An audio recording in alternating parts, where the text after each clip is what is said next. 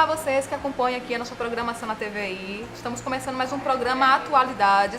E no programa de hoje a gente vai falar sobre a ecoterapia, que é um método terapêutico que vem revolucionando a forma de se fazer tratamento de pessoas com necessidades especiais.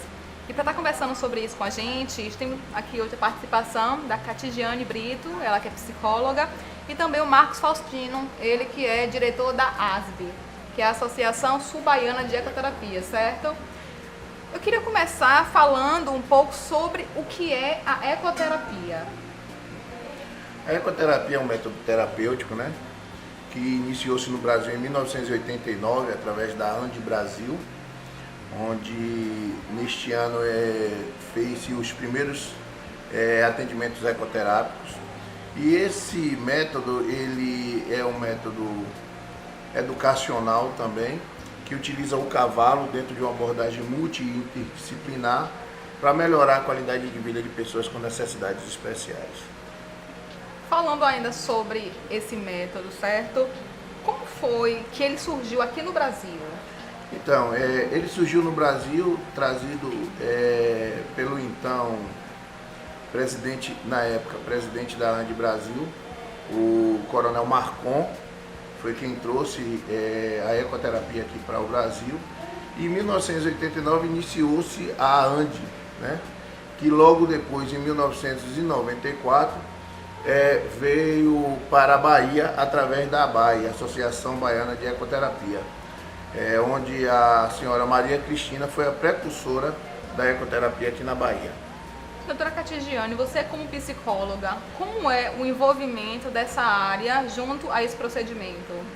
Então, eu costumo dizer que o psicólogo ele tem múltiplas atividades na terapêutica voltada para a ecoterapia, que vai desde a triagem, que é feito com os praticantes, ali a gente já acolhe a família, já estuda um pouquinho sobre o histórico daquela criança, a gente chama de praticante, né? E até as sessões de ecoterapia mesmo. Então, a depender da patologia do praticante, a gente cria um plano terapêutico que vem contribuir e buscar um objetivo para o desenvolvimento biopsicossocial desse praticante. Existe algum tipo de diferença de um tratamento para um outro, a depender do objetivo a ser alcançado, ou o tratamento ele é padrão? Se a gente considerar que cada indivíduo ele é particular, ele é subjetivo, aí a gente pensa que sim, existe terapêuticas diferentes, né? Então, como eu falei, a gente traça um plano terapêutico de acordo com a necessidade, a patologia daquela criança, focando no objetivo imediato que a gente quer alcançar, e aí a gente consegue desenvolver e buscar esse comportamento adequado. Marcos, quais são os benefícios iniciais desse tratamento? Como é que uma pessoa que começa a praticar, certo, a ecoterapia, como é os resultados? Bom, depois que a gente se reúne, né, que toma conhecimento da real situação do praticante, e vale salientar que a faixa etária desde os 3 anos até os 100 anos de idade, o indivíduo ele pode ser praticante da ecoterapia. Depois que a gente toma conhecimento, a gente se reúne para traçar esse plano terapêutico, né? Certo. De acordo com esse plano terapêutico, a gente inicia as sessões e vai fazendo as avaliações. A cada sessão, a gente se reúne e vê os avanços que foram conseguidos através daquela sessão, né? E a cada 3 meses a gente faz uma reavaliação no geral do praticante, para que a gente possa observar efetivamente os ganhos alcançados de acordo com aquele programa, com aquele plano terapêutico que nós traçamos para aquele praticante. Vale salientar que esse plano ele não é engessado, né? Certo. Ele é flexível. Ele pode mudar mesmo antes de iniciar a sessão, ou após as sessões a gente pode modificar de acordo com a equipe, o que esses profissionais, né, vão verificar na aplicação ou na realização da sessão. Então, quer dizer, é um tipo de tratamento que ela tem um plano determinado, porém ela pode ocorrer algumas variantes no percurso a depender do desenvolvimento de cada um, correto? Sim, a partir do desenvolvimento ou não, né? Pode estar acontecendo o desenvolvimento ou pode não estar acontecendo, a gente tem que modificar. Quando você fala dos benefícios, eles são inúmeros, né? Certo. Desde os benefícios cognitivos, né?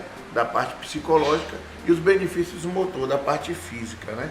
A gente pode entender aí, por exemplo, um praticante que às vezes chega pra gente com hipotonia, não tem o controle do tronco, né? Ele não consegue sequer sentar. Uhum. E após algumas sessões a gente já percebe, né?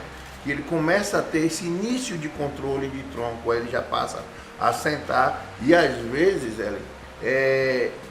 a gente já registrou casos de praticantes que não andava e que após algumas sessões passou a dar os primeiros passos. Existe algum prazo específico para que os resultados eles comecem a aparecer, ou é algo que é imprevisível, não tem como se mensurar? Na verdade, assim, a gente não pode determinar, né, em quanto tempo a gente vai alcançar aquele objetivo. Sim. A ecoterapia, ela é uma terapia contínua, né? Ela é contínua. Muito embora, através os centros, né, de filantropia, ele determinam um tratamento de aproximadamente 24 meses por conta da rotatividade. Certo. Mas a ecoterapia, ela é contínua, ela é para toda a vida. Então, assim, a gente não pode determinar esse resultado em tempo, a gente não pode determinar.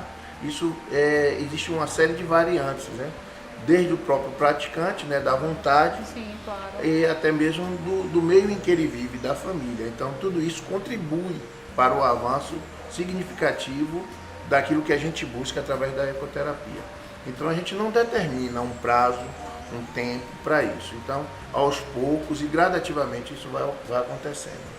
Eu entendo dessa forma, então, que a ecoterapia não é um método de cura, de fato, porém de trazer uma melhor qualidade de vida para as pessoas que praticam, Com certeza, correto? Com certeza. Não se determina cura através da ecoterapia, e sim essa melhora na qualidade de vida dela. Doutora, como é que fica a questão emocional dos pacientes, certo, durante esse processo? Porque eu compreendo que pode existir no meio do caminho alguma frustração, entende? Então, como é que fica essa relação psicólogo com o paciente? Porque eu imagino que tem que se fazer uma conexão para que não essas frustrações e, consequentemente, desânimos, desistências não ocorram. Como é que vocês realizam esse trabalho emocional do paciente? Então, as frustrações, elas normalmente acontecem quando o praticante ele não consegue alcançar um objetivo que é instruído em alguma atividade, né? Por exemplo, se eu quero trabalhar a coordenação motora, eu utilizo algumas atividades, alguns brinquedinhos, e ela pode se frustrar, chorar, porque ela não conseguiu concluir aquela atividade, né? Então, a gente utiliza do cavalo para poder minimizar aquele sofrimento que a gente chama por não ter alcançado o objetivo.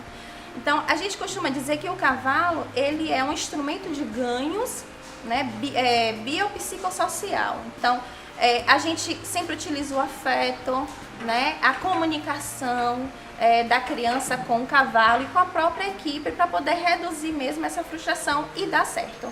Ou seja, muito além de um tratamento físico, é uma conexão emocional, na verdade, que vem para estar trabalhando também essa questão psicológica Sim. dos pacientes, de estar realmente desenvolvendo a questão da autoconfiança, Sim, porque eu entendo exatamente. que a partir de que os primeiros avanços, ainda que mínimos, eles vão surgindo, isso desenvolve aquela autoconfiança que pode ter ficado perdida. Então, existe esse avanço não só físico, mas também emocional. Emocional, a gente costuma dizer que na literatura a gente percebe que os benefícios da ecoterapia para as questões emocionais, questões psicológicas, é um desses que você falou, autoestima, autoconfiança, né? O aumento do repertório de linguagem, porque a gente tem algumas crianças que são não verbais, ou seja, elas não se comunicam de modo adequado, utilizando a linguagem. Então, através da ecoterapia, a gente consegue estimular a comunicação, utilizando o animal, fazendo a interação com um outro membro da equipe, né? Claro. Então, autoestima, autoconfiança, elevação da autoestima, como eu falei, comunicação, aumento do repertório de linguagem, dentre outros. Acho que é um método que veio realmente para estar mudando completamente a vida dessas pessoas que têm essa necessidade especial, até por essa questão emocional mesmo, Sim. de talvez Porque eu vejo muito a questão psicológica e a física com uma conexão muito forte. Então, quando a gente está bem emocionalmente, psicologicamente, até a nossa parte física ela é afetada.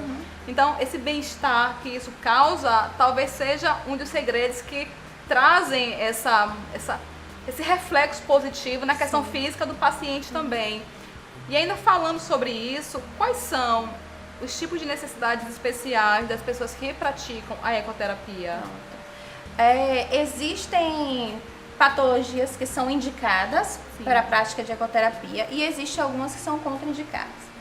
As indicadas são as mais comuns: autismo, TDAH, que é o transtorno de déficit de atenção com ou sem hiperatividade, PC, paralisia cerebral, depressão, dentre outras, né? Você lembra mais de alguma? A questão de síndrome de Down. Tem o TOD, que é o transtorno positivo desafiador, síndrome de Down. Vítimas de AVC, de AVE. Isso. E as contraindicadas são a esquizofrenia, que não tem indicação. Porque tem alguma causa Por específica? conta dos surtos frequentes, né? Crianças que têm convulsões constantemente, mesmo sendo medicada, quando a convulsão ela não é controlada, infelizmente a gente não indica a ecoterapia por conta do movimento tridimensional que o cavalo oferece, né? Aquele balanço, aquele movimento para frente, para trás, para um lado, para o outro, para cima e para baixo, né? Então pode ocasionar alguma situação. Um efeito reverso, na verdade. Reverso, aí a gente não indica.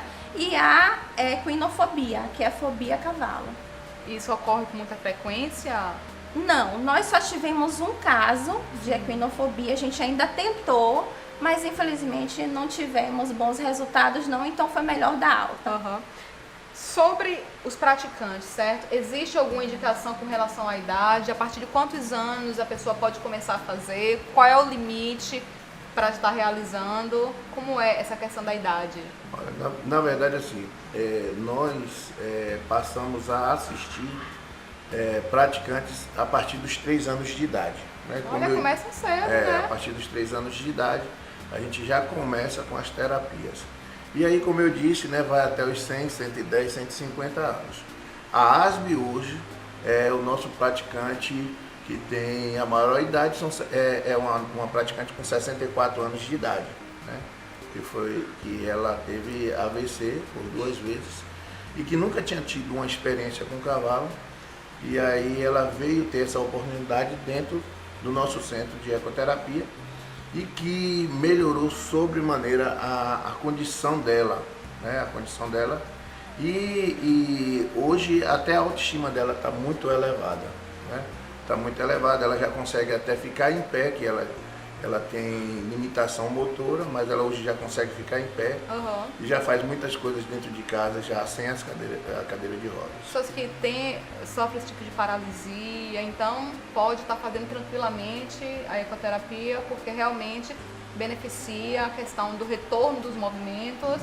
Com certeza, porque vale salientar nesse processo que, embora nós tenhamos inúmeros profissionais, né, desde fisioterapeutas, psicólogos, psicopedagogos, fonoaudiólogos, terapeutas ocupacionais, educadores físicos, enfim, todos nós, equitadores também, somos apenas mediadores nesse processo.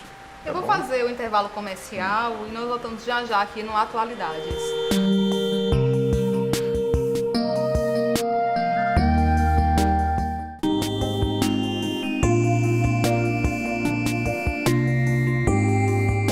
Voltamos aqui com o programa Atualidades, falando hoje sobre a ecoterapia.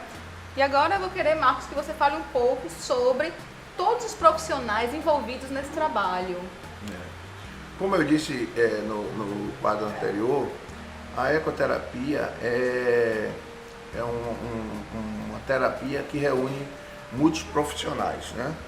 Então eu elenquei alguns aí, como fisioterapeuta, psicólogo, educador físico, equitador, psicopedagogo, terapeuta educacional, fonoaudiólogo, entre outros. Embora todos esses profissionais com as suas especialidades, na verdade, na ecoterapia, o terapeuta é o cavalo. Todos nós profissionais que estamos envolvidos nesse contexto, só somos mediadores do processo. Porque quem oferece todo o estímulo e todo o recurso que o praticante necessita para melhorar a sua qualidade de vida é o cavalo que faz isso, né? O cavalo, através do seu movimento tridimensional, que nenhum outro aparelho se assemelha a ele. Nem mesmo em questões tecnológicas, quer dizer, a gente tem um avanço tão grande da tecnologia, da medicina, e ainda assim o cavalo consegue se sobressair. Tem alguma explicação Pois para é, isso? com todos esses avanços, nenhum equipamento hoje existente se assemelha ao movimento tridimensional que ele faz ao passo. Esse movimento é da seguinte forma: ele faz isso simultaneamente, para cima e para baixo, para os lados, para frente e para trás, né? Então, além desse movimento, né, que ele passa os estímulos para o praticante, podemos salientar que a imponência do cavalo, né? E quando você tem uma pessoa, vamos dar um exemplo aqui de um cadeirante, por exemplo. A perspectiva de visão desse cadeirante é sempre de baixo para cima, né? E quando a gente coloca ele sobre o cavalo, essa perspectiva de visão já muda. Ele já passa a nos olhar de cima para baixo. Então isso já mexe com a autoestima dele, né? Com a autoconfiança. Então um ser como o cavalo de quase 600 quilos, e aí aquele praticante ali em cima, e a gente estimula ele, olha, para você andar você tem que fazer isso, que ele vai andar. Para parar você vai mandar ele parar, ele vai parar. Então ele começa a dizer assim, poxa, eu controlo esse animal, então eu posso muitas coisas nessa vida. Então isso melhora significativamente a qualidade de vida desse praticante. Como é a participação desses outros profissionais? O educador físico, o fisioterapeuta, o fonoaudiólogo também, que tem que ter uma função muito importante durante o processo. Então, como é a atuação de cada profissional? Como nós dissemos, quando a gente toma conhecimento da patologia do praticante, todos esses profissionais, muito embora a ASB ainda não tenha fonoaudiólogo, nós tínhamos um educador físico, mas infelizmente teve que se ausentar do projeto. Nós hoje só temos equitadores, psicólogos e fisioterapeutas. Mas cada profissional desse, quando toma conhecimento da patologia e do histórico do praticante, que a gente faz um estudo aprofundado, né? A psicóloga faz a escuta da família, procura saber como é o comportamento desse praticante. Então, cada profissional na sua área, na sua especialidade, observa e estuda a maneira de que utilizar o potencial do cavalo para melhorar essa qualidade de vida dele. Desde que seja fonoaudiólogo, terapeuta educacional, psicopedagogo, dependendo da patologia. Então, nesse caso, você já está com esse projeto desde 2015? Desde 2015 nós escrevemos o projeto, Uhum. Colocamos esse projeto em prática em abril de 2016. Certo. De né? lá para cá, você tem tido algum apoio específico em termos de governo municipal? Como é essa relação? Bom, a ASB, ela exerce as suas atividades ecoterápicas dentro da área do Esquadrão de Polícia Montada. Certo. Tá? Então, a gente pode destacar a participação do governo de estado através da Polícia Militar, porque a ecoterapia é um projeto social da Polícia Militar. Hoje a ecoterapia ela é uma seção Sim.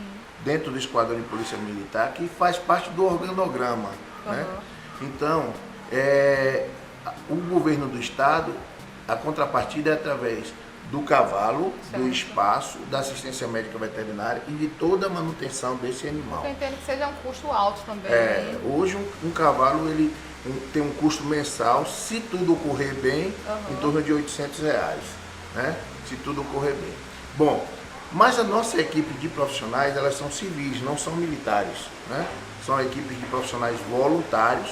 Hoje nós temos 9 voluntários dentro do projeto e que trabalha de forma gratuita, sem cobrar nada, todas as terças-feiras. Então, a ASB hoje ela faz atendimento de praticantes de 8 municípios da região. E com o aumento, né, das necessidades, ou melhor, com o aumento do conhecimento das pessoas em saber que Itabuna já dispõe de um centro de ecoterapia, infelizmente, ou felizmente eu diria, a nossa fila de espera ela aumentou. Nós temos hoje 310 pessoas aguardando uma oportunidade para ser atendida no projeto. O que precisa para que faça essa ampliação desse serviço? Hoje nós já tivemos um avanço no que tange a nossa estrutura física, né? Sim. Nós já temos as acomodações do nosso cavalo, nós já Certo. temos nosso picadeiro, já estamos em fase de conclusão da nossa sala de acolhimento, mas hoje a ASB ela precisaria remunerar o seu profissional para que a gente pudesse ampliar esses atendimentos. Sair da questão filantrópica e Não, partir... continuar com a questão filantrópica, porque eu acho que nós percebemos através de um estudo que mais de 70% dessas pessoas que aguardam, né, essa oportunidade de atendimento são pessoas do poder aquisitivo baixo, né? Então elas de fato não têm condições de pagar por isso. Elas precisam receber esse tratamento. Então, se esses municípios que a gente atende, né, pudesse ajudar a ecoterapia e a gente pudesse remunerar o profissional, hoje nós só fazemos os atendimentos às terças-feiras. Aí a gente poderia atender às segundas, às quartas, às quintas e às sextas, atender todo dia da semana. Quais são os municípios que vocês atendem? Olha, além de Itabuna? além de Itabuna, 72% dos nossos atendimentos são dos municípios de Itabuna. Aí a gente atende Buararema, Pau Brasil, Ibicaraí, Floresta Azul, Baitaba, Aurelino Leal, Guaraci e Itajuí. Ou seja, são cidades que realmente precisaria dar um apoio para vocês, para que vocês pudessem realizar um trabalho com mais efetividade, abrangindo mais pessoas. E aí a gente sairia. Hoje nós fazemos 160 atendimentos por mês. Sim. Eu passaria a fazer 600 atendimentos por mês e iria assistir todas essas pessoas que estão na fila de espera. Tá? E um grande avanço, uma grande conquista nós tivemos recentemente. Foi a Lei 13.830, em que o presidente da República sancionou essa lei, e essa lei regulamenta a prática de ecoterapia. Sim, né? Isso é importante também. Talvez a partir daí possa vir um apoio mais institucional mesmo para essas atividades. Com certeza, porque os municípios, de uma certa forma, vai ter que se adequar. Sim, tá? claro. E um centro de ecoterapia não é uma coisa tão simples. Ela não funciona com muita facilidade como muitos pensam. Né? Vale salientar que, como o cavalo é o nosso terapeuta, e a gente está lidando com um ser dotado de inteligência, mas não ao nível da inteligência humana, e que requer um conhecimento básico para você lidar com o cavalo. Então você não pode pegar uma pessoa que tem limitação física, colocar sobre o cavalo e dizer que está fazendo ecoterapia. É todo um trabalho específico, direcionado. Com certeza, desde conhecimentos básicos, a capacitação que esses profissionais têm que ter, né? E hoje a nossa capacitação ela vem de Brasília, nós fomos para Brasília, custeamos isso, nos capacitamos lá através da ANDE, que a ANDE é a referência da ecoterapia no Brasil. Então, se a pessoa acha que pode montar um centro de ecoterapia de qualquer forma e acha que é ecoterapia, lê de engano. Tem que ter muito cuidado com isso, porque você tem que conhecer as patologias. E se você colocar uma pessoa, um praticante sobre o cavalo, sem conhecer quais são as limitações dessa pessoa, ao invés de ajudar, você vai estar agravando a situação. É um trabalho dela. de grande responsabilidade Com certeza, de grande responsabilidade. Doutora Catigiane, como é que fica a relação dos pacientes? Porque eu entendo que é o tipo de atividade que pode ser feito em grupo também, não somente de forma individual. Isso estreita os laços entre os praticantes? Como é que fica essa questão de relacionamento interpessoal? Muito. A prática, ela é prioritariamente feita em grupo, né? Por conta da equipe multidisciplinar. Sim. Né? A gente fala que são 4 profissionais em uma sessão. O condutor, que é quem conduz o animal, a pessoa que lateraliza, né? Que fica responsável pela segurança do praticante, o mediador, que pode ser um psicólogo, um fisioterapeuta, um educador físico, um fono, e o cavalo, que é o terapeuta principal. Então, essa atividade, ela é em grupo, né? Além de atividade de solo que a gente faz quando é necessário, né? E com o familiar. E como é que fica essa questão também da relação da família, certo, com vocês? Porque eu acredito que acabe virando uma família única, né? Sim. Porque vocês estão todos ali trabalhando em conjunto, buscando o mesmo resultado. E não tem como você não envolver a questão emocional também. Porque eu estou ouvindo vocês falarem e eu crio essa percepção de como é algo grandioso mesmo. Quer dizer, você está vendo ali umas pessoas com deficiências específicas e aí de repente poderia ter uma vida deprimida, enfim, cheia de dificuldades, e aí realiza um trabalho desse, quer dizer, fica todo aquele envolvimento de verdade, sai do profissional e cai nesse emocional. Como é que fica vocês compartilhando tudo isso? A gente fica com o coração mole, né? Porque a gente realmente abraça a família inteira. Sim. E é recíproco, né? Eles também nos abraçam, né? Eles se envolvem, porque a gente costuma fazer alguns eventos familiares, né? A gente vai ter nossa festinha junina. Que maravilha! E eles sempre participam, então eles buscam, eles contribuem na organização e chega cedo para poder organizar o ambiente. E a criança também participa. Ou seja, então, é uma família é uma de verdade. grande família. É uma grande família. E é muito bom. Eu me emociono bastante, todos nós, né, profissionais. Não tem como, né? A gente acaba se emocionando. Então, quando você consegue aquele avanço, né? Nós tivemos 2 históricos, eu em particular me derreti todo. Foi com a nossa praticante de 64 anos e um outro praticante que nós temos, né, de 30 e poucos anos, foi vítima de acidente automobilístico. E aí ele está lá fazendo a reabilitação conosco, né, e ele nunca tinha montado o cavalo, então foi uma emoção muito grande. Né, mas quando você fala de emoção, nós chegamos a 42 atendimentos por conta do coração. Sim, né? não tem como separar a questão profissional do coração nessa hora. Quando a proposta inicial do nosso projeto era de atendermos 10, 5 pela manhã, 5 pela tarde. Aí as pessoas chegavam nos procurando, aí um profissional olhava para o outro, e aí, vai deixar embora? Não vai, não tem como, gente. Aí foi pegando um, foi pegando outro, enfim, nós chegamos a 42 atendimentos, Ellen. E quando acontece a empatia, que a gente se apega, eu quero ele, eu quero atender ele, que a gente gosta tanto. Aí, mas não tem como, né? Não é justo com os outros que estão aguardando a fila de espera. Não é um trabalho só profissional, um trabalho É. realmente emocional. Eu quero estar agradecendo, viu? Obrigada mesmo pela participação que agradeço de a vocês oportunidade. no Nós nosso que programa, agradecemos. certo? Foi um momento bem especial mesmo. Eu quero agradecer a todos vocês aí de casa que participaram aqui do nosso programa, que acompanharam. Eu quero dizer para vocês que esse programa é voltado para você, trazendo responsabilidade social, certo? E nós nos encontramos na semana que vem, onde vamos falar sobre tratamentos de beleza e a questão de como fica a questão da mulher e a autoestima dela, que eu acho que é um assunto bem importante, que vem aí nessa era aí onde a gente está lutando pelo nosso espaço, enfim. Então, eu aguardo vocês até semana que vem.